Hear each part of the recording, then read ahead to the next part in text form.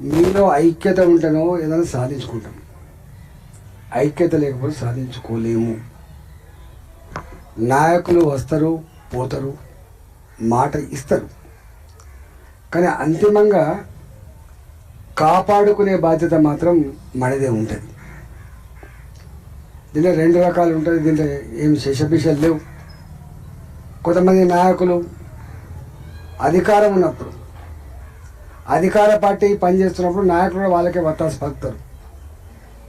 ఏ party అధికారంలో ఉంది, రైతుల భూములు గుంజుకోవాలనుకున్నప్పుడు ఆ పార్టీలో ఉన్న నాయకులు కూడా మనకు సపోర్ట్ చేయరు. మీద మీద సపోర్ట్ చేస్తారు, కానీ మనల్ని కన్విన్స్ చేసే ప్రయత్నం చేస్తారు. నేను నా జోలికి పోతాను. జనరల్గా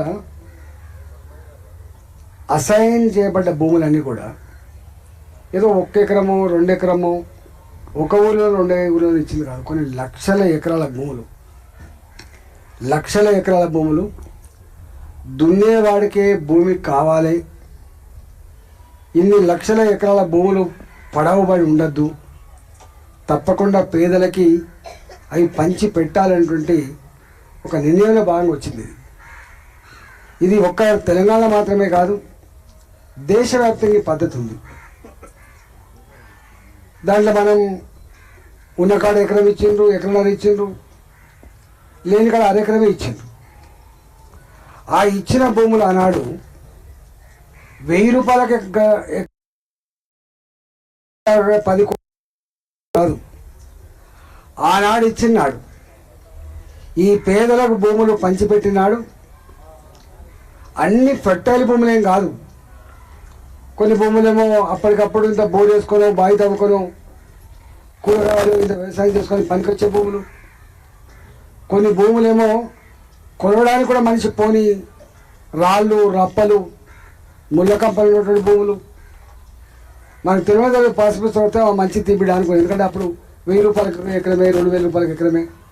దాన్ని ఇలా కూలి చేసుకొని ఇలా బతకచ్చు. కానీ ఎన్ని రోజులు కూలి పని చేస్తే ఆ భూములు మనకు సేద్యానికి వస్తాయనేటువంటి భయం ఉండే.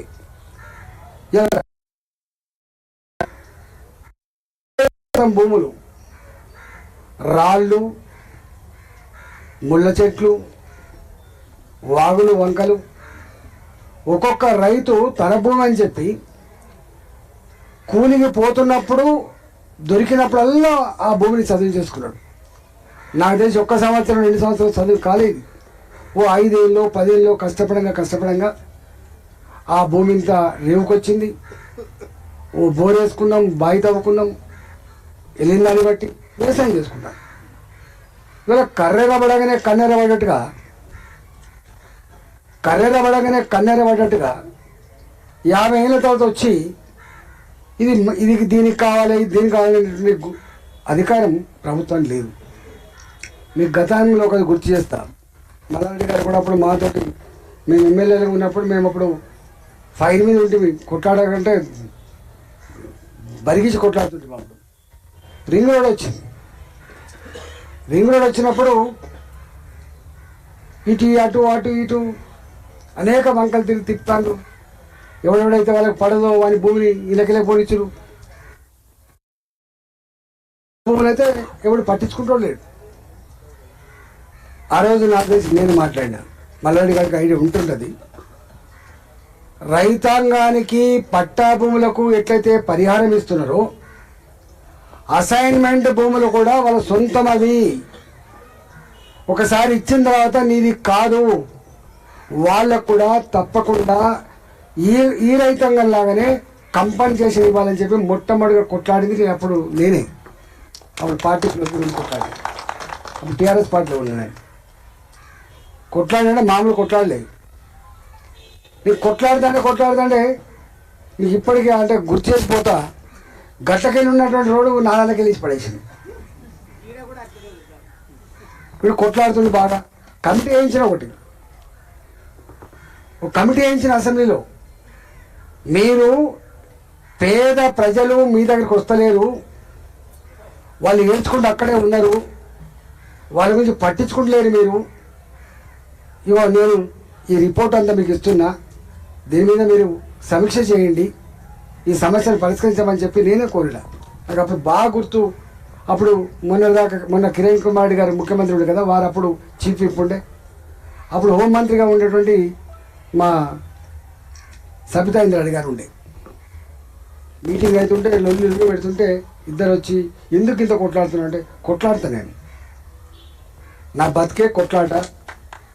ఈ నోరు లేని వాళ్ళ గురించి, ఈ నోరు లేని వాళ్ళ గురించి, ఈ పేదల గురించి మరి ఎవరు మాట్లాడాలి? వాళ్ళు మీ దగ్గర రానియరు, వస్తే గుంజి పడేస్తారు. వాళ్ళు చెప్తే మీకు అర్థం కాదు, వాళ్ళ మీద మీ మమకారం లేదు. కొట్లాడంగా ఇప్పుడు మీరు ఏదైతే చెప్తుండో 18 లక్షల రూపాయలు పట్టా భూమికి ఇస్తే 12 లక్షల రూపాయలు మాత్రమే అసైన్మెంట్ భూమికి ఇచ్చినది. ఆ కొట్లాట ఫలితమే పైసలు తప్ప వట్టిగా రాలే, గుర్తుపెట్టుకోండి. ఈ మాట ఎందుకంటానంటే, ఎప్పుడు కూడా పేద ప్రజలు కొట్లాడకుండా వాళ్ళ హక్కులు కాపాడబడలేదు అని చెప్తున్నాను. ఎవడు ప్రేమతో వాళ్ళంతటా వాళ్ళు, అయ్యో ఇది అసైన్మెంట్ భూమి కదా, ఇది రైతులది కదా, వాళ్ళకు కూడా పైసలు ఇవ్వాలని చెప్పి మాత్రం ఇవ్వలేదని చెప్తున్నాను.